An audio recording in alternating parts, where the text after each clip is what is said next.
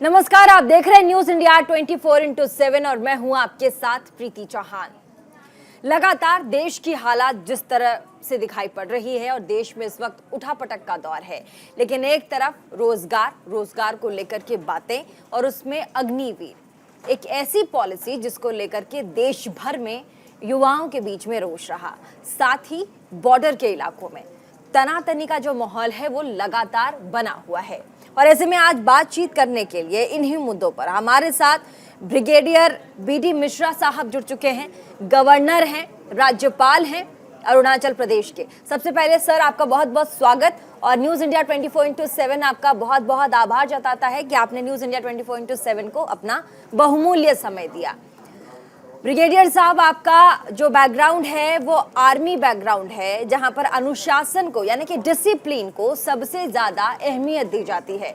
आपके काम का तरीका बिल्कुल अलग है, या पहले जिस अनुशासन में, जिस डिसिप्लिन में आप काम किया करते थे जब आप थे सेना में, और आज के दिनों में कितना बदलाव आया है, कितना फर्क आया है? जहां तक आर्म फोर्सेस का सवाल है, मुझे 25 साल रिटायर हुए हो गया, लेकिन मैं बहुत टच में रहता हूं आर्म फोर्सेस से। और जहां पर मैं अभी कार्यरत हूं, यहाँ पर बहुत बड़ी तादाद में भारत की सेनाएं डिप्लॉयड हैं इंडो तिब्बतन बॉर्डर पर। तो मैं समझता हूं कि फौज की जो डिसिप्लिन है आज के दिन में, इनकी ट्रेनिंग है, इनकी बहादुरी है, इनकी क्षमता है, इनकी निष्ठा है, इनका एक जो धैर्य है वो काफ़ी अच्छा है। मुझे बड़ी खुशी होती है कि जब मैं था फौज में तब और आज के दिन में जो एक फ़र्क है वो ये है कि जितनी क्षमता है उसी के साथ साथ आधुनिक जो टेक्नोलॉजी है उसका मिश्रण हुआ है। तो इससे इनकी क्षमता और भी बढ़ गई है। हमारे फौज की जो कमान है वो बहुत ही सक्षम हाथों में है। और सबसे बड़ी बात यह है कि जो हमारा शीर्ष देश का नेतृत्व है वो बहुत ही दृढ़ है। और इसी वजह से डोकलाम या गलवान वैली में जो प्रॉब्लम हुआ, जो चीन ने प्रॉब्लम खड़ा करने की कोशिश किया, वहाँ पर हम बहुत दृढ़ता से डटे रहे और हमारी फौज की जो इनका मनोबल था वो बहुत ऊंचा रहा।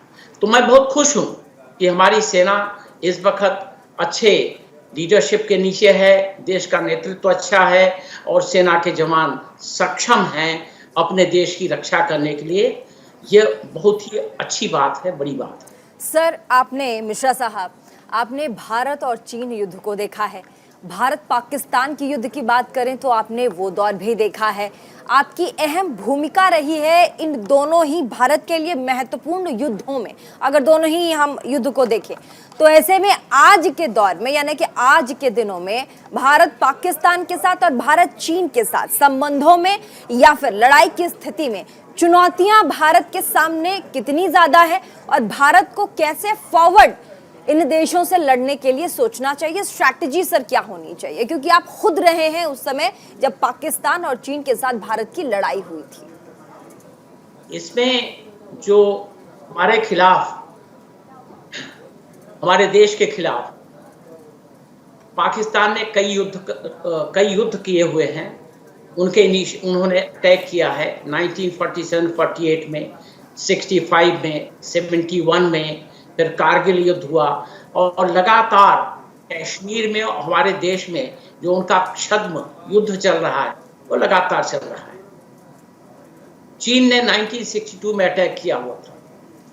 और उससे जो आज के दिन में एक बहुत बड़ी बात है, जो बहुत हम जिसको एडमायर करते हैं, वो ये है कि अब हम ये समझते हैं कि जो चुनौतियां हमारे सामने थी और आज हैं, उसमें जो सेना में तीनों सेनाओं के लिए जो एक आत्मनिर्भरता की बात की जा रही है और हम आत्मनिर्भर हो रहे हैं, यह जो हमारे देश के शीर्ष नेतृत्व का एक पॉलिसी है वो बहुत बड़ी है। मैं आपको एग्जाम्पल देना चाहता हूँ। एग्जाम्पल यह है कि हमारा अभी एक एयरक्राफ्ट कैरियर नेवी का उतरने वाला है समुद्र में। जी हम जनरेशन 5 का एयरक्राफ्ट बनाने जा रहे हैं, फाइटर एयरक्राफ्ट। जी सर। ब्रह्मोस मिसाइल हम एक्सपोर्ट कर दिए हैं। तो ये जो दिशा है हमारे रक्षा के क्षेत्र में, वो बहुत ही अच्छी दिशा है और ये हमको हमेशा कारगर बना रही है और कारगर रही इन दोनों देशों के खिलाफ कभी भी सुरक्षा, हमारे देश की सुरक्षा के लिए ये बहुत बड़ी बात है। सर, जिस तरीके से इस वक्त अग्निवीर योजना को लेकर के घमासान चल रहा है, क्या आपको लगता है कि ये योजना बहुत जल्दबाजी में लेकर आई है सरकार? पॉलिसी पे और भी काम करने की जरूरत थी? ये बड़ी विडंबना है, हमको बहुत अफसोस होता है कभी कभी, और खास तौर से जब इस योजना के अनाउंसमेंट के बाद तोड़फोड़ हुई, आगजनी हुई, कई जगह तमाम प्रॉपर्टी जलाई गई देश की, और पूरा मिला के पूरे देश में 1000 करोड़ रुपए का लॉस हुआ। और ये इसलिए नहीं हुआ कि वो जो युवा हैं जो कि आना चाहते थे फौज में, उन्होंने नहीं किया, ये उनको भ्रमित किया गया और तमाम लोगों ने इसमें शह दिया, इस वजह से हुआ। मैं इसलिए बात कर रहा हूं कि जो युवा फौज में आना चाहते हैं उन्होंने नहीं किया, क्योंकि अभी आर्मी, नेवी, एयरफोर्स, ये तीनों में रिक्रूटमेंट अनाउंस हो गया है।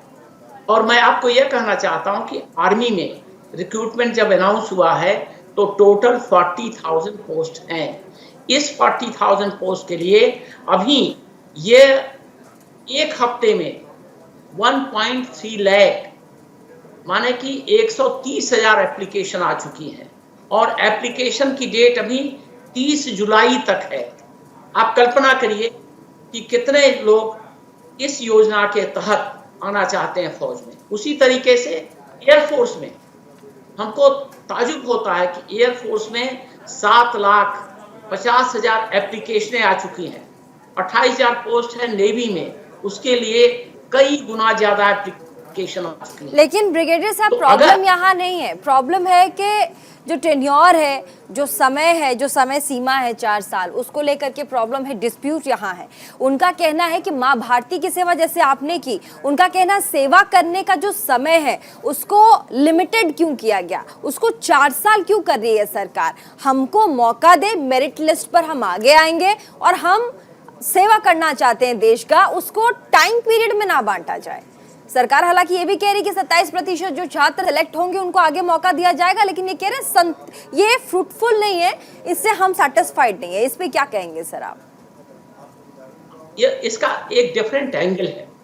पहली बात तो यह है कि वो ये नहीं कहा गया, वो वहां पर यह नहीं कहा गया कि हमको और सेवा का मौका दो। कैंडिडेट्स ने कुछ भी नहीं कहा यह गया कि इनकी पेंशनेबल सर्विस क्यों नहीं बनाई गई। तो इसमें ये जो प्लान बना है अग्निवीर का, ये प्लान बहुत मंथन के बाद बना है। यह हर राज्यों से जो सबक लिया गया उसके बाद बना है। आवश्यकता यह है कि भारतीय सेना हमेशा युवा रहे। आज के दिन में जो नॉर्मल एवरेज जो एज है भारतीय सेनाओं में, वो है 30 से 32 साल। आपको मालूम होगा या यह विदित है कि आदमी की जब जो अच्छी शक्ति होती है, शारीरिक, मानसिक, यह 18 से 25 साल में होती है। तो उद्देश्य यह है कि हमारी जो औसतन आयु हो फौज में, उसको हम 25 साल पर लाएं। अगर हमको 25 साल पर औसतन आयु लानी है तो हमको इसी तरीके का एक मॉडल बनाना पड़ेगा जिसमें भर्ती 18 साल पर हो, 17 साल पर हो, और वो 4 साल नौकरी करके उसको मौका दिया जाए। अगर वो सिलेक्ट होता है 25%, 1/4 तो रहे, बाकी लोग बाहर आएंगे। लेकिन जो लोग ठीक है, भविष्य पे सर, फ्यूचर पे सवाल है और ये सवाल मैं भी आपसे पूछना चाहूंगी क्योंकि न्यूज इंडिया नेशनल प्लेटफॉर्म है। आप अरुणाचल प्रदेश के महामहिम हैं, आप राज्यपाल हैं, आप खुद सेना में रह चुके हैं, सर्व कर चुके हैं, देश में सेवा दे चुके हैं। ऐसे में क्या अग्निवीरों का जो भविष्य है वो सुरक्षित है सर? अगर जी, उनका कहना है कि क्या इसका जो फ्यूचर है, फ्यूचर क्या सिक्योर है? देखिए, सिर्फ सिक्योर नहीं है, उज्जवल है। मैं आपको एक एग्जांपल बताता हूं। मैं अरुणाचल प्रदेश में हूं। हमारे नॉर्थ ईस्ट में 8 राज्य हैं। मैंने पर्सनली हर एक चीफ मिनिस्टर से खुद टेलीफोन पर बात किया और मैंने उनसे यह कहा कि जो अग्निवीर भर्ती होंगे उसमें जो 25% वहां पर रखे जाएंगे वो तो कंटिन्यू करेंगे, लेकिन जो 75% वापस आएंगे, जिनको 11.7 लाख का एक पैकेज देके वापस उनको भेजा जाएगा, उनका आप लोग कुछ करेंगे?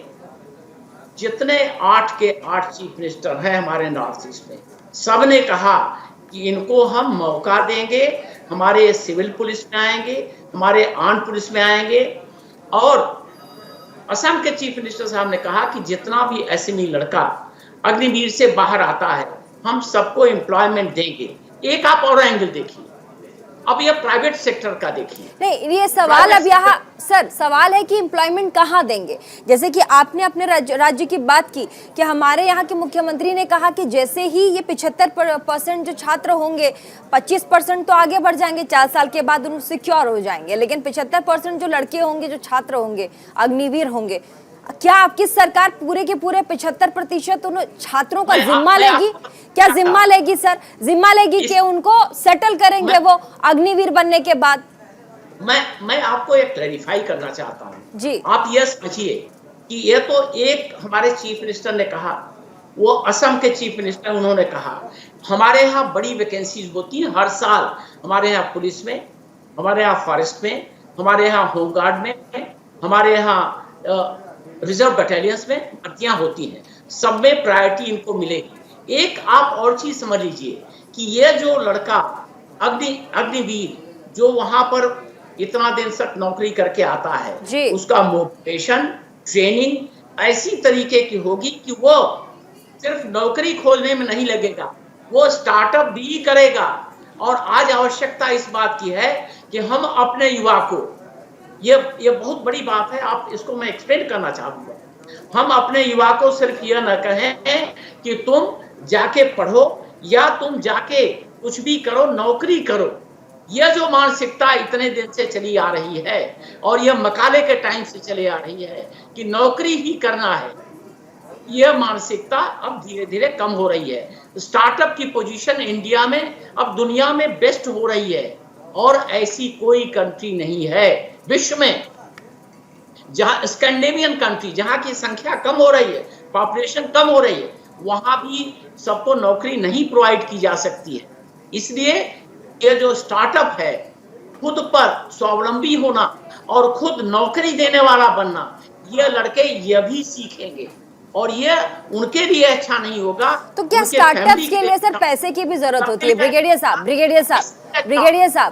साहब देखिए, स्टार्टअप्स के लिए पैसे की भी जरूरत होती है।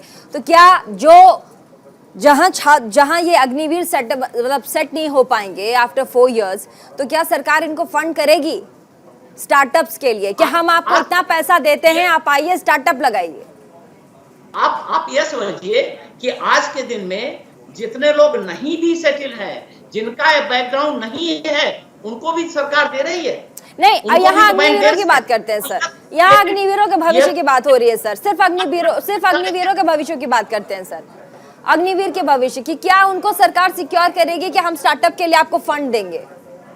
मैं आपको बताना चाहता हूं कि स्टार्टअप के लिए तो आज अग्निवीर नहीं, उनको भी दिया जा रहा है जो आगे आ रहे हैं। और ये जो एक विडंबना है क्रिएट की जा रही है और ये अग्निपथ के और अग्निवीरों के इस स्कीम के खिलाफ की जा रही है, उसमें कोई भी तथ्य नहीं है। ठीक है राज्यपाल साहब, एक और सवाल है हमारे पास।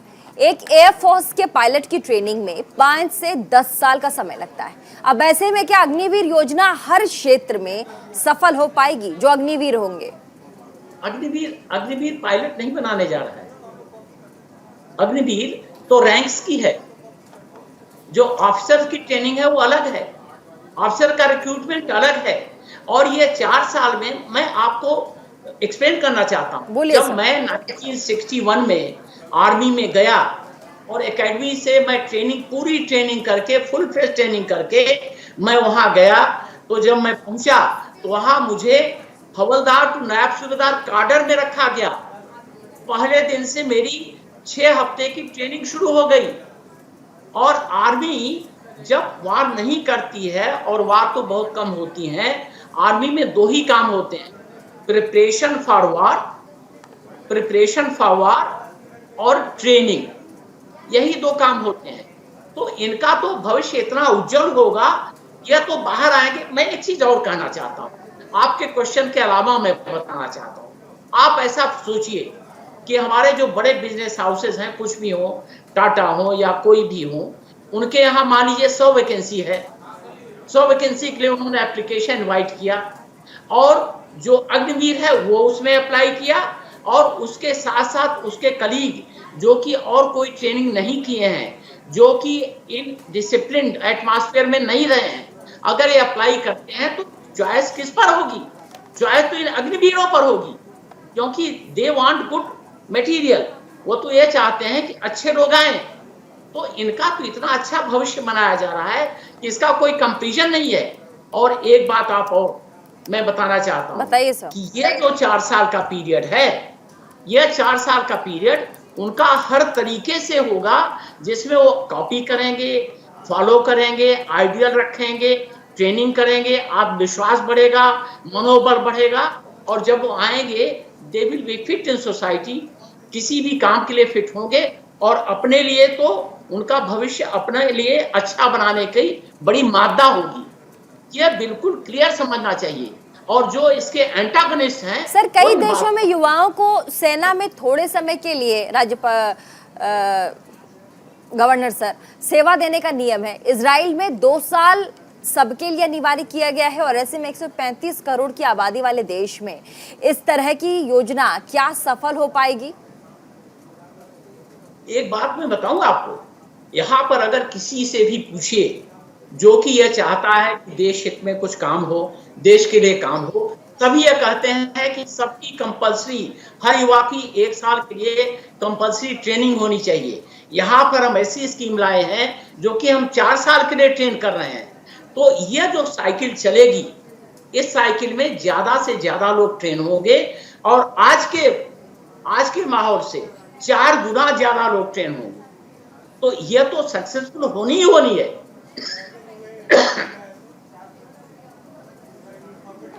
सर, चीन और अरुणाचल प्रदेश के बीच जो पहले से डिस्प्यूट है, भारत सरकार लगातार काउंटर करने की कोशिश करती है चीन को, और ऐसे में जब भारत काउंटर करता है चीन को, तो चीन की तरफ से दोहरा काउंटर आता है भारत के लिए। अभी तक हम कहां पहुंच पाए हैं अरुणाचल प्रदेश को लेकर के, अपने बॉर्डर वाले इलाके को लेकर के हमारा स्टेप क्या है सर? जहां तक चीन का सवाल है जी, चीन के जितने भी क्लेम हैं, न तो हिस्टोरिकली करेक्ट हैं, न तो पॉलिटिकली करेक्ट हैं, और न तो डिप्लोमेटिकली करेक्ट हैं। यह बात तय हो गई है, भारत ने बता दिया है। चीन कुछ भी क्लेम करता रहे, लेकिन अरुणाचल प्रदेश हमारा है, इंडिया का है, रहा है और रहेगा। पहली बात। दूसरी बात, जहां तक हमारा काउंटर है, आज के दिन काउंटर सख्त है। इसके 2 आप सबूत देख लीजिए। एक तो गलवान वैली देख लीजिए, जो कि अरुणाचल प्रदेश के पश्चिम है, दूर है। दूसरा डोकलाम देख, जो कि ये हमारे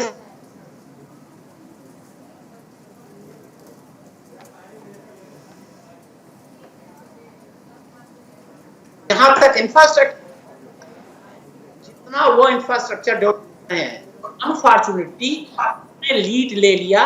हमारी सरकारें जो 2014 के पहले थी, उन्होंने कुछ काम नहीं किया। 10 साल तक कोई काम नहीं। अब वो काम तेजी से चल रहा है, हमारी कार्यां तेजी चल रहे हैं, और चीन को ये मालूम है।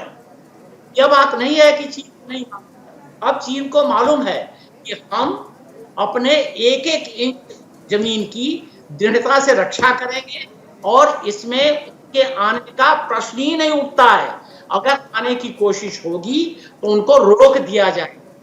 यह बात चीन को मालूम है, और यह हम करने के लिए दृढ़ता से तैयार हैं। सर, ये बात तो सीमा विवाद को लेकर के राज्यपाल साहब हो गई, इंटरनल सिक्योरिटी, जो आंतरिक सुरक्षा की बात जब आती है, तो अरुणाचल प्रदेश में आंतरिक सुरक्षा को लेकर के कई तरह के सवाल हैं। वहाँ के लोकल पार्टीज को अगर आप ले लें तो लगातार भारत की कई ऐसी चीजें हैं जिसको वो सीधे सीधे नकार देते हैं। वो कहते हैं हम इसे मानते ही नहीं हैं। इस पे आप, क्योंकि वहाँ के राज्यपाल हैं सर, आपका क्या कहना है और अभी क्या क्या डेवलपमेंट्स हैं वहाँ पे? आप एक बात जानती है कि हमारे यहाँ जहाँ तक पॉलिटिकल पार्टी का सवाल है, उसमें हमारी जो पॉलिटिकल पार्टी है, जो कि रूलिंग पॉलिटिकल पार्टी है, 60 लोगों में से इनकी संख्या 2/3 है। और जितने भी कार्यक्रम सरकार के बनाए जा रहे हैं, जो रूलिंग पार्टी है उसको यह निर्धारित तरीके से कार्यान्वित कर रहे हैं। और इसमें सब लोगों का कोऑपरेशन है। हम डेमोक्रेसी में हैं। डेमोक्रेसी में मतभेद होता है, लेकिन हमारे यहाँ मनभेद नहीं है। सभी लोग सपोर्ट कर रहे हैं डेवलपमेंट। हमारे यहाँ इशू एक ही है, जय हिंद और डेवलपमेंट। ये इशू 2 हैं। इस 2 इशू में हमारे पॉपुलेशन यहाँ पर। सर, आपने जय हिंद वाले इशू की बात की है, एक बार मैं जानना चाहूंगी सर। जय हिंद इशू है, मैंने पकड़ लिया सर। आपने डेवलपमेंट की बात की, वो तो खैर मैं जानती हूँ क्योंकि मैं खुद कैलकाटा से हूँ, तो समझ में आता है। लेकिन जो जय हिंद वाली बात है उसको अगर आप समझाएं सर। आपने जय हिंद वाले इशू को पकड़ा नहीं है, आप सपोर्ट कर रही हैं, क्योंकि आप भी भारतीय हैं। क्या आप जय हिंद नहीं कहती हैं? मैं बिल्कुल बोलती हूँ सर, मैं अभी बोल रही हूँ जय हिंद। आप तो बड़े अच्छी तरीके से करती हैं। हमारे यहाँ 13,83,727 की पॉपुलेशन है। यहाँ पर हर बंदा सबसे पहले जय हिंद बोलता है। आपको एक बात और बता दूं, शायद न पता हो, यहाँ पर हमारी लिंगुआ फ्रैंका हिंदी है। हमारे यहाँ 26 मेजर ट्राइब हैं, 100 माइनर ट्राइब हैं, 100 से ज्यादा। हर एक आदमी दूसरे से हिंदी में बात करता है। और ऐसा कोई राज्य नहीं है हिंदुस्तान में जहां पर यह हो, जहां पर मातृभाषा जिनकी नहीं है हिंदी, वो हिंदी में बात करते हैं और सभी जय हिंद बोलते हैं। जितने गांव बूढ़ा हमको मिलते हैं, सबसे पहले वो हाथ उठा कहते हैं जय हिंद, और हमको बड़ी खुशी होती है। मैं यह समझता हूं कि इतने पूर्व में यहाँ पर यह राष्ट्रीय भावना हो, यह और कहीं इतनी क्वांटिटी में नहीं दिखाई पड़ती है। हर जगह है। आप भी कह रहे हैं जय हिंद, मुझे खुशी है कि आप जय हिंद कर, मुझे खुशी है कि आप एडमायर कर रही हैं। लेकिन यह जो हमारे यहाँ भावना है, एक कॉमन मैन की, एक व्यक्ति की, जो कि यहाँ का नागरिक है, यह बहुत बड़ी बात है। यह अप्रिशिएट करने वाली बात है। एक छोटा सा सवाल बस लेना चाहूंगी सर, समय की पाबंदी है। आपसपा सर, आप वहाँ राज्यपाल हैं और आपसपा को लेकर के, क्योंकि वहाँ की जो जनता है, जो लोकलाइट्स है अरुणाचल प्रदेश, आपसपा जैसे कानून को लेकर के उनके मन में जिस तरह की अशांति चलती है, आपसपा जैसे कानून को लेकर के, चाहे वो कोई भी केंद्र में सरकार रहे, उनको लगता है कि ये सरकार हमारे लिए नहीं सोचती, ये सरकार और सब चीज़ों के बारे में सोचती है। आपसपा इस कानून को परिभाषित करता है, ये डिफाइन करता है कि हम उनसे अलग हैं, हमारे ऊपर ये लागू क्यों? मैं समझता हूं कि शायद इस धारणा में एक करेक्शन की आवश्यकता है। जी सर। हमारे यहाँ तीन ऐसे जनपद हैं जहां पर ये armed forces special power act है। चांगलांग, तिरप, लोंगडिंग। 2 पुलिस स्टेशन हैं जो कि जहां पर ये है वो महादेवपुर और नामसाई। यहाँ पर armed forces special power act है। अभी हमने दो जो हमारे पुलिस स्टेशन है उनसे हटा दिया है। हम ये जल्दी ही ये भी हटाने वाले हैं। लेकिन यहाँ के जो लोग सर, कब तक हट जाएगी आपसपा, बता दीजिए सर। नेशनल टेलीविजन पे आपने कहा जल्दी हट जाएगी, कब तक सर? अरे सर, एक बात मैं बताऊं सर, एक बात सर, मिठाई नेशनल टीवी पे खिला देते हैं ना सर जी। आपको ये मालूम होना चाहिए, आप जर्नलिस्ट हैं, कि ये चीजें कैलेंडर से नहीं होती हैं। चीजें कैलेंडर से होती हैं, कुछ परिस्थिति से होती हैं। बिल्कुल सर, बिल्कुल मैं मानती हूँ सर, मैं बिल्कुल मानती हूँ। और परिस्थिति से जो चीजें होती हैं उसमें इंटेंशन अच्छा चाहिए जी। और हमारी सरकार का इंटेंशन इतना अच्छा है और हमारे प्रधानमंत्री जी, गृह मंत्री जी, सभी लोग इस बात को जाहिर कर रहे हैं, उजागर कर रहे हैं। तो मैं समझता हूं कि यह कॉन्फिडेंस बिल्डिंग, यह जो कॉन्फिडेंस बिल्डिंग बात है, यह तो इसी सरकार में हो रही है। पहले तो यह कभी किसी ने सोचा नहीं। और ये जो arm forces special power act है, यह होते हुए भी उसको प्रिकॉशन इतने हैं, चेक और बैलेंसेज इतने हैं कि जाति नहीं हो, और जहां पर होती है जाति, वहां पर उसके लिए जो कार्रवाई होती है वो इतनी प्रॉम्प्ट है, इतनी सख्त है कि वो रिपीट नहीं हो सकती है। Thank you so much sir. Sir आपका बहुत बहुत धन्यवाद, आपने टाइम निकाला अपने बिजी शेड्यूल से और न्यूज़ इंडिया 24/7 के माध्यम से आपने अपनी बात रखी, चाहे वो अग्निवीर योजना को लेकर के हो, आफ्स्पा को लेकर के हो, अरुणाचल प्रदेश में जिस तरीके का माहौल रहता है इंटरनल सिक्योरिटी यानी कि आंतरिक सुरक्षा को लेकर के, चीन और भारत के बीच में जो माहौल है उस पर आपका बहुत बहुत शुक्रिया सर, आपने न्यूज़ इंडिया 24/7 को समय दिया।